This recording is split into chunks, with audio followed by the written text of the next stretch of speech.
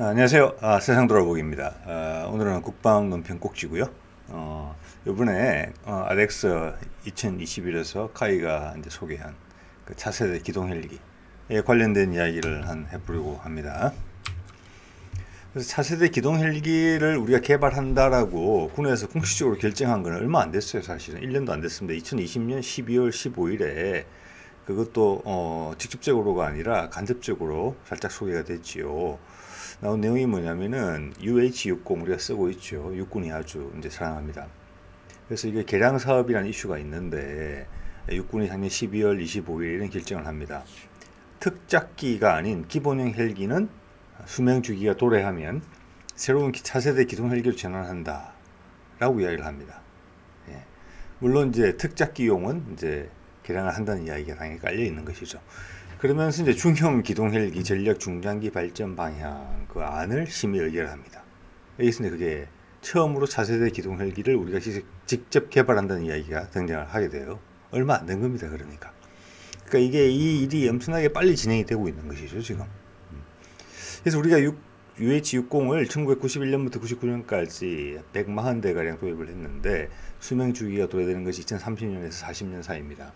즉 2030년대 초반까지는 이 헬기가 나와줘야 되는 것이죠. 그러니까 카이아한테는 10년의 시간이 있는 것입니다. 자, 말씀드린 바처럼 30년대 초반까지 개발을 해야 되고, 이거는 이제 카이 동영상에서 홍보 동영상에서 나오는 그림들이죠. 탁 보시면 느낌이 오시는 게 복합형이라고 그러죠. 위에는 동축 반전 헬기가 있죠. 예. 그래서 꼬리 프로펠러가 이렇게 회전을 하는 걸 막아줄 필요가 없는 것입니다. 동축 반전 헬기. 우리 이제 러시아 헬기에서 많이 보고 있죠. 우리 산불 진압하는 헬기도 동축 반전이죠. 그리고 뒤에 푸시 프로펠러가 달려 있어요. 그래서 앞으로 밀어주는 겁니다. 그래서 속도를 더 빨리 갈 수 있는 것이죠. 일반 헬리콥터보다. 그리고 가만히 보시면 꼬리 날개가 제법 깁니다. 양쪽으로. 이 말은 약간의 비행기처럼 양력을 이용한 그 양력의 도움을 받을 수 있다는 의미입니다. 고정익기처럼. 그래서 연료 소모나 속도 면에서 유리할 수가 있는 것이죠. 네. 자, 이러한 형상은 미국이 현재 추진 중인 그 차세대 그 수직이 착륙기 그 모델과 거의 일치합니다. 외형과 형식과 크기에 있어서도. 예. 그래서 이거 우리 지금 카이는 소개가 됐기 때문에 홍보 영상으로만 존재하지만 미국은 이 프로그램을 오래 진행해왔기 때문에 관련자가 훨씬 많습니다. 그래서 미국의 프로그램을 살펴보면 우리 카이의 안에 대한 많은 생각을 가질 수가, 많은 것을 이제 견주어서 알 수가 있어요. 지금 보여드리는 것은 가장 유력한 기종이죠.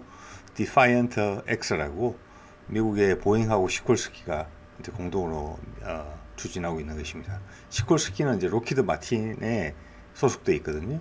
그러니까 미국 전 세계 1, 2위 방산 기업들이 합친 겁니다. 힘을. 보잉하고 로키드 마틴하고. 자, 현재 보여드리는 시제기고 2030년까지 실전에 배치할 예정이에요. 그래서 이거는 승무원이 4명에 무장병력이 12명 해서 현재 UH-60 블랙호크보다 승무원은 한두 명, 무장병력도 한 명 정도 많은 규모예요. 크기고, 실제 크기는, 앉았을 때 크기는 거의 UH-60과 비슷합니다. 그래서 최고 속도는 지금보다 1.5배 이상 빨라진 시속 500km 이상이 나올 것으로 미국 육군이 요구하고 있는 것이죠. 작전 반경하고 호버링 할 때 이제 뭐라고 그럴까요? 슬링이라고 그러나요? 아니면 이제 페일로드라고 그러나요? 이제 들어 올릴 수 있는 무게를 의미하는 것이죠. 그것도 50-60% 향상될 것이다. 이렇게 보고 있죠. 아니면 요구하고 있죠. UH-60 대비 그렇다는 말씀이고요. 그래서 이거 거의 이제 카이의 형상과 유사하고 이번 아덱스에서 카이 부스에서 관련된 분들한테 들은 이야기는 지금 좀 전에 보여드린 그 카이의 기동 헬기 사진이 그냥 단지 그래픽으로 그린 건 아닙니다. 디자인 팀에서 여러 가지 단계를 거쳐서 검토가 끝나고 나온 의견이에요. 물론 앞으로 다 바뀌겠지만. 예. 그래서 대충 그림만 그린 건 아니라는 것을 말씀을 드린 겁니다. 그리고 이제 이 미국의 디파이언트 X 차세대 헬기 유력한 이 기종의 특징은 뭐냐면은 동축 반전 노트 보이시죠? 앞부분에 이 동축 반전 노트 이제 러시아가 많이 사용해 왔는데, 미국 같은 경우는 동축 반전 노트의 약점 중에 하나가 로트끼리 만날 수가 있습니다. 로트가 이렇게 낭창낭창하기 때문에. 그래서 그거를 딱딱하게 휨이 없는 소재로 만들었고요. 또 뒤에 이제 프로펠러를 보시면 아시겠지만, 이 프로펠러로 이제 수평 비행을 할 때는, 직진이나 후진을 할 때는 이걸 이제 주 동력으로 쓰게 됩니다. 그리고 빨리 속도를 높여서 나르다가 감속을 할 때는 이게 프로펠러가 역회전을 한다고 해요. 그래서 감속을 상당히 빨리 할 수 있는 거죠. 예. 그래서 아마 기동성이라는 부분에서도 상당히 이점이 있는 구조다, 이렇게 이제 이야기들이 현재는 나오고 있어요. 그래서 우리가 카이의 차세대 기동 헬기도 이 모델을 거의 따라가고 있는 것이죠. 그래서 이게 미국이 이걸 장난으로 지금 하고 있는 건 전혀 아닙니다. 엄청나게 진지합니다. 그래서 2019년 정도로 제가 이제 계획이 되는데, 이 새로운 차세대 헬기를 위해서 엔진도 이미 선정을 끝냈어요. 예. 지금 제 그림에서 보여드리는 이 기종인데, GE에서 T901이라는 모델이에요. 현재 우리 이제 UH-60이나 아파치 헬기에 쓰이는 게 T700 계열이거든요. 우리 이제 수리온 헬기에도 그 엔진이 얹혀져 있죠. 이걸 개선형입니다. 그래서 현재는 2000마력에서 3000마력으로 출력이 향상돼요. 50% 이상 향상이 된 것이죠. 연비는 25% 좋아지고 수명도 20% 이상 늘어납니다. 그러면서도 기존 헬기랑 기존 엔진과 규격이 똑같습니다. 기존 헬기에 그냥 넣을 수 있을 정도입니다. 이걸 경쟁을 할 때는 하니웰하고 프레드 위트니, 다들 유명한 엔진 회사들이죠. 이기랑 경쟁을 해서 GE가 이겼고, 가장 큰 이유는 30% 정도 더 싼 가격이었다고 그렇게 알려지고 현재는 있어요. 미국 보도 자료들을 좀 보니까. 미국군 차세대 헬기 사업을 이해하면 미국이 왜 새로운 헬기를 원하는지, 그리고 우리 카이도 왜 이 길을 가려고 하는지 이해가 될 수 있습니다. 현재 미군은 한 25개 정도의 플랫폼을 쓰고 있대요. 헬기를 위해서. 예. 자, 이게 다 비용이죠. 가지수가 많을수록 이 가지를 줄이겠다는 것입니다. 4개에서 5가지. 가장 작은 정찰 헬기에서 지금 우리가 쓰고 있는 치누크보다 더 큰 초대형 헬기까지를 생각하는 거예요. 그러니까 4개를 말씀드리면, 우리 LAH 같은 헬기, 그 다음 현재 수리용 같은 헬기, 기동 헬기죠. 그림에서 보이는 거. 그 기동 헬기의 이제 파생형이 공격 헬기가 되겠죠. 그리고 현재 치누크만한 대형 헬기, 그리고 현재까지는 존재하지 않았던 치누크보다 더 큰 초대형 헬기, 이렇게 하겠다는 겁니다. 네. 우리도 개발이 순조롭게 된다면 그 중에 몇 가지 플랫폼은 우리도 활용하려고 하겠죠. 예. 그래서 새로운 헬기의 특징은 기동성, 속도가 1.5배에서 최소한 1.5배 이상 빨라진다. 항속 거리도 훨씬 길어진다. 예. 또 효율적이 되니까요. 뒤에서 푸시 프로펠러가 있죠. 예. 그리고 네트워크 전장용이다. 유무인, 복합 전투가 가능하다. 그리고 도입 비용과 유지비가 저렴해야 된다. 가격. 예, 이겁니다. 예. 그래서 기존의 업체들은 이게 싫죠. 예. 미 육군 입장에서는 전체 파일을 좀 줄이려고, 전력은 더 증강시키면서 전체 파일을 줄이려고 하지만, 업체 입장에서는 이해관계가 반대입니다. 가짓수가 많을수록 더 고가의 장비를 팔 수 있으면 좋은 것이죠.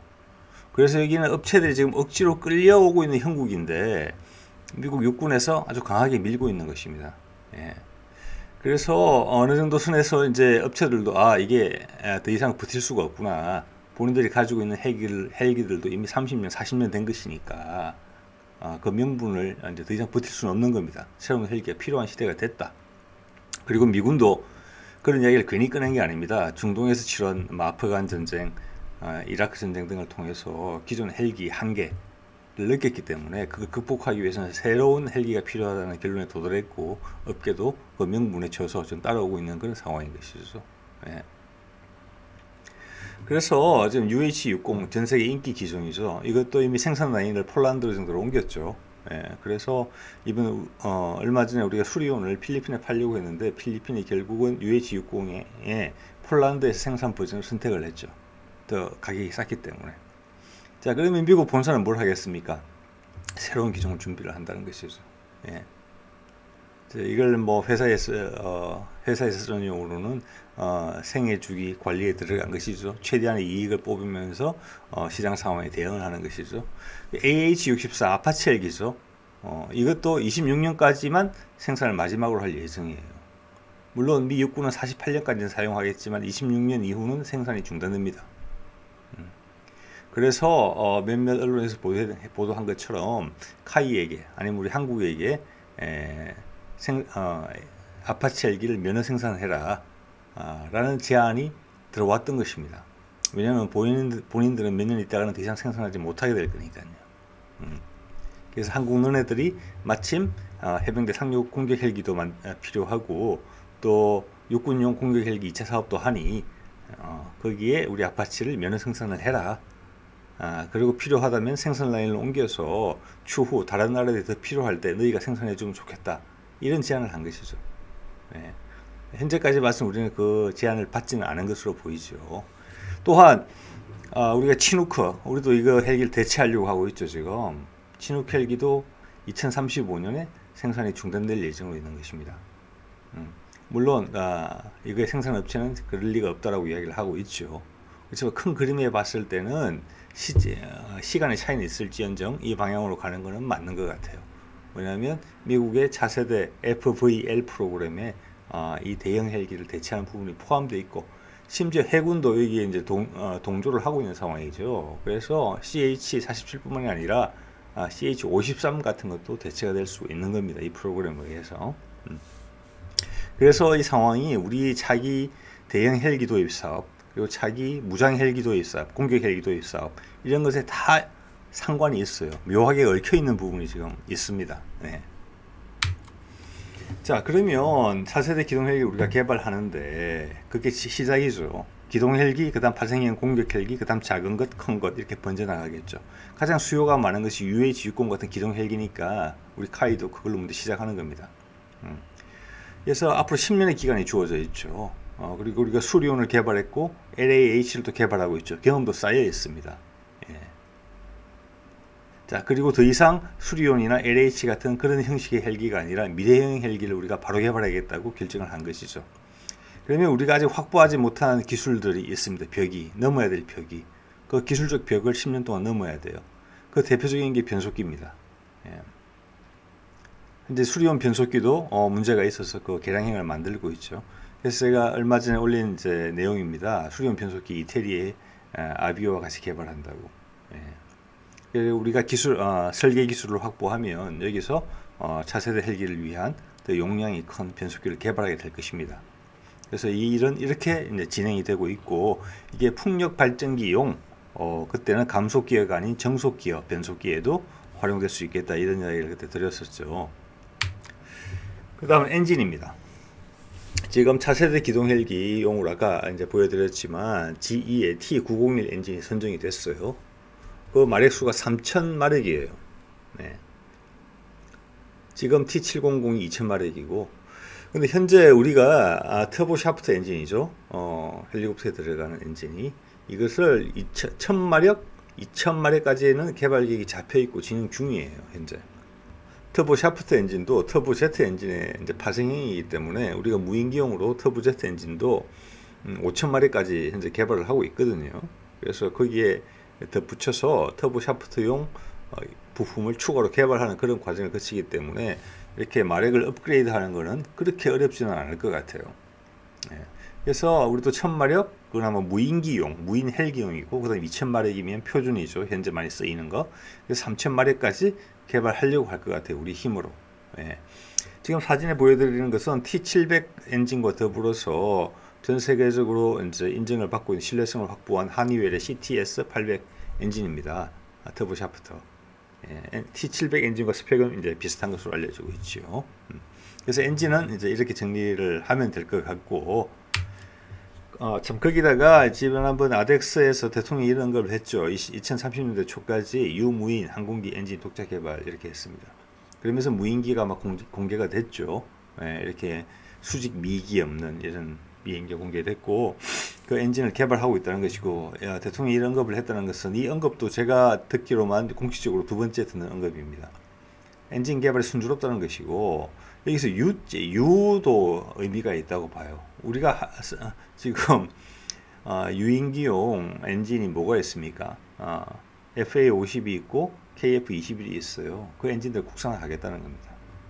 30년대 초가 되면 KF21은 거의 국산화가 되는 것이죠. 그래 되면은, 즉 배치 1 정도까지만 수입받은 엔진을 쓰고 배치 2 이후, 배치 2나 3부터는 우리 엔진을 쓰겠다, 이런 게 그런 말을 하고 있는 것이라고 보시면 될 것 같아요. 그와 동시에 헬리콥터용 터보샤프트 엔진 또 개발 중이다. 터보샤프트용 엔진은 무인기용, 고고도 무인 정찰기용, 고정익용의 터보 프롭 엔진으로 바로 전환될 수 있는 그런 엔진입니다. 자, 그래서 엔진은 제가 봤을 때는 순조롭게 진행되고 있는 게 아닌가, 이렇게 판단이 됩니다. 자, 그 다음 마지막 기술이 있어요. 동축 반전 로터. 지금 그림에 보이시죠? 동축 반전 로터. 그래서 미국에서도 이 로터 블레이드 생산에 좀 문제가 있었던 것으로 알려지고 있어요. 재료는 복합재인데 그래서 시간이 좀 지체된 부분이 있고 변속기 개발도 쉽지 않았다라고 해요. 마력수가 올라갔기 때문에 그렇겠죠. 그리고 작게 만들어야 되고. 예. 자, 그래서 동축 반전 로터, 이번에 카이 부스에서도 관련된 분들과 이야기를 나눌 때 거기서 받는 느낌은, 카이에서는 오히려 틸트 로터의 방식을 선호했던 것 같아요. 왜냐하면 그 기술은 이미 국산화가 돼 있고 대형화하는 문제는 물론 있지만 이미 이제 무인기나 이런 곳에 쓰이고 있거든요. 예. 그런데 동축 반전 로터에 대한 기반 기술은 우리가 없는 것 같아요. 그리고 뭐 그런 무인기나 그런 회전익기에 대해서 뭐 그런 제품을 본 적도 없죠, 사실은 저희가. 그래서 이 부분은 카이에서 상당히 부담스러워하는 기술이다. 그렇지만 군에서는 이제 기계적 단순성, 틸트 로터에 비해서, 그리고 가격, 그리고 저속에서 또 호버링 성능 이런 모든 부분에서 동축 반전 로터가 더 낫다라고 판단을 했고 카이가 그걸 받아들인 것 같아요. 그래서 이 기술을 우리가 습득을 해야 되는데, 이게 앞으로 10년 기간 동안 카이의 가장 큰 기술적 도전이 될 것 같은 그런 생각이 듭니다. 이 분야에 있어서. 그래서 정부에서 이제 국방과학기술 핵심 기술 기획서라는 것을 발표를 하고 있죠.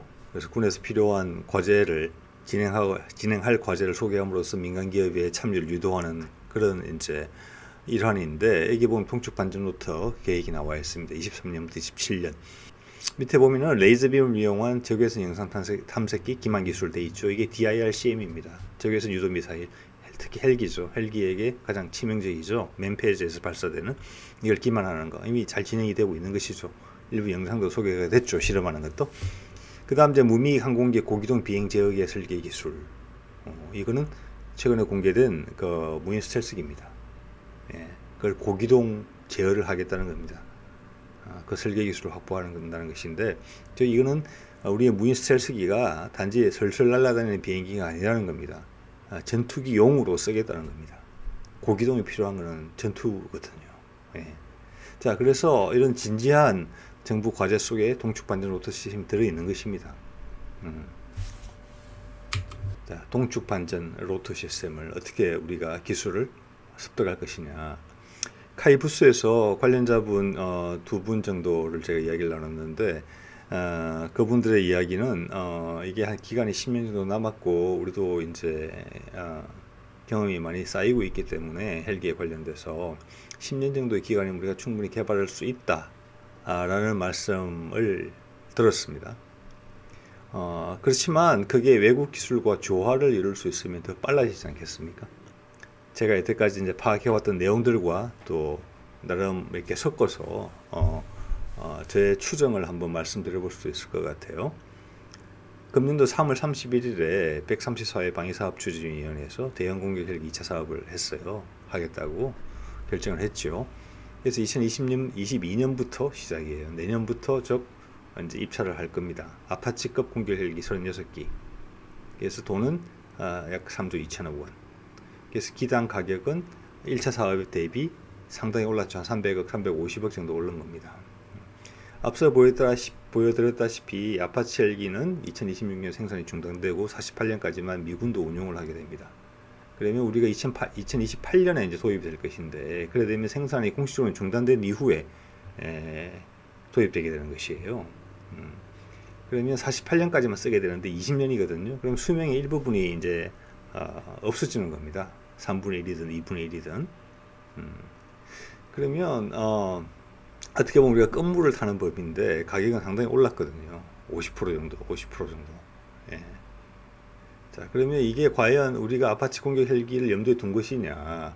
이걸 염두에 뒀다면 왜 면허 생산을 감안하지는 않았을 것인가? 면허 생산을 하지 않겠다면서 아파치 헬기는 50% 이상 오른 가격으로 사겠다는 것인가? 아직 당연히 기종은 결정 안 됐죠. 그래서 이런 부분에서는 그런 의문이 해소는 사실 안 되고 있어요. 개인한테는. 면허 생산 안 하겠다면서 더 비싼 가격으로 산다. 수명이 3분의 1이나 2분의 1 잘려나갈 수 있는 헬기에 대해서. 그리고 향후 우리가 이제 헬기도 마찬가지로 유무인 복합체계 같은 걸 할 텐데, 그러면 그 무인기를 우리 쪽에서 개발한 거를 이제 같이 접목을 시켜야 되는데, 우리가 미군 장비들의 예를 봐서 알지만은 그 비용이 만만치 않을 거거든요. 네트워크 전장, 또 우리 시스템하고 통합이 돼야 되는데 그런 부분. 기존의 아파치가 그런 기능을 기본형에는 가지고 있지 않다면 다 추가되어야 되는 기종이고 우리를 위해서 커스터마이즈 돼야 되는 부분이란 말이에요. 예. 비용도 비용이겠지만 생산이 중단된 이후에 미국 보잉에서 그런 이제 개선사항 적용을 해줄 수 있겠느냐 이런 부분도 있어요. 예. 그 의문 좀 해소가 되지 않죠. 예. 자, 그 다음에 얼마 전 6월 28일에서는 우리 치누크 헬기를 대체하려고 하죠. 예, 그거를 새로 확보하는 사업을 의결했습니다. 국외 구매를 확보하고 대체할 기대형 기동 헬기 CH-47 치누크를 추가로 산다 그러면 대체라고는 하지 않겠죠.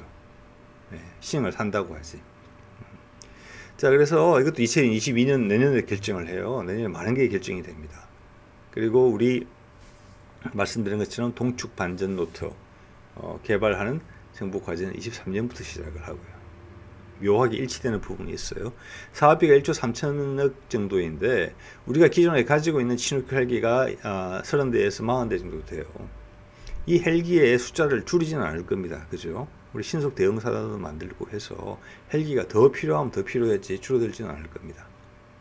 자, 그래서 이 정도를 전력을 유지한다는 차원에서 접근을 하더라도 헬기당 도입 가격이 330억에서 450억 정도예요. 30대나 40대를 우리가 이제 구비한다 그러면 대당 가격이 이렇게 나오는 겁니다. 근데 이 가격으로는 치누크를 절대 살 수 없어요. 이 정도 수량을. 예. 가격이 들쭉날쭉 하고는 있지만 계약에 따라서 이것보다 훨씬 비쌉니다. 최신형 더더욱 치누크 그러니까 CH-47F형 우리가 관심 있는. 거기다가 요번에 이제 아덱스에서도 시콜스키에서 CH-53 뭘 이제 크게 걸어놨는데 사진을 그거는 더 비쌉니다. 예. 그래서 이 가격대에 살 수 있는 이 정도를 살 수 있는 헬기들이 아니에요. 자, 그래서 제가 앞서 다른 동영상에서 우리가 혹시 이런 거를 러시아 헬기를 생각하고 염두에 둔 것이 아닌가 이런 정부 과제에 있어서 그러면서 동시에 어떤 기술 도입을 통해서 동축 반전 로터의 기술을 우리가 들여오려고 하는 거 아닌가 이런 추정을 해볼 수밖에 없는 그런 상황이 되는 것이죠. 예. 자, 그러면 이제 이걸 정리를 해보면 카이의 전략이 무엇이냐. 예. 지금 수리온은 해외에서 판매 실적이 없습니다. 앞으로도 쉽지는 않을 것으로 보이고 내년이나 내후년에 등장하게 될 LAH의 민간형도 민수형도 해외 수출의 전망이 좋지가 않습니다. 사실은 현재 기존 플레이어들과의 시장 경쟁에서 이겨내기가 힘든 상황이라는 것이죠. 자, 그래서 카이가 선택한 것은 뭐냐면은 이거를 그래서 정부도 더 이상 수리온 헬기를 마지막 4차 양산분 50대 이후로는 사지 않겠다. 그게 마지막이다. 이렇게 끄는 겁니다. 그래서 카이는 그러면 우리가 추격자에서 선도자가 되겠다. 차세대 헬기로 가겠다. 그리고 차세대 헬기 미군처럼 그게 군용에만 적용되는 이야기냐 아닐 겁니다. 민수용 헬기도 더 빨리 더 멀리 갈 수 있으면 민수용 헬기도 그 흐름을 갈아타겠죠. 그래서 제가 보기에는 카이가 한 판단은 이게 군용으로 시작해서 민수시장까지 헬기의 패러다임 전체가 바뀌게 된다. 예. 거기다가 유무인 복합체계가 덧붙여진다. 군용 같은 경우에는. 예. 그렇다면은 우리가 도전을 해서 시장 선도자가 되는 것이 낫겠다. 이렇게 판단을 한 것 같아요. 이미 미국이 시작을 했으니까. 그 시장으로 옮겨갈 것이니까. 과거에 더 이상 집착하지 말고 짜내기 하지 말고 신형 헬기로 승부를 보자. 그리고 유무인 복합 같은 부분을 강조하게 되면 가격적인 부분에 있어서도 그렇고 가격적인 부분과 덧붙여서 해외 군수용 헬기 시장에 지금보다 훨씬 수리온이나 LAH보다 훨씬 더 쉽게 접근할 수 있을 것입니다. 그리고 계속 파생형도 나오게 돼 있어요. 더 작은 헬기, 더 큰 수송 헬기, 그리고 더욱 큰 수송 헬기까지. 시장이 전 세계 헬기가 다 바뀐다, 이런 컨셉을 가지고 있는 것이죠 지금. 거기서 우리가 얼마만큼의 파이를 차지할 수 있을 것인가, 카이가 그렇게 마음을 먹은 겁니다. 자, 그래서 거기에 우리가 어떤 기술 요소들이 필요하며 카이가 어떤 접근을 지금 취하고 있고, 또 가장 애매한 동축 반전 부분은 우리가 어떻게 할 것인가 라는 부분에 대해서는 제 추정까지 좀 덧붙여서 말씀을 드려봤습니다. 네, 오늘은 여기까지 하겠습니다.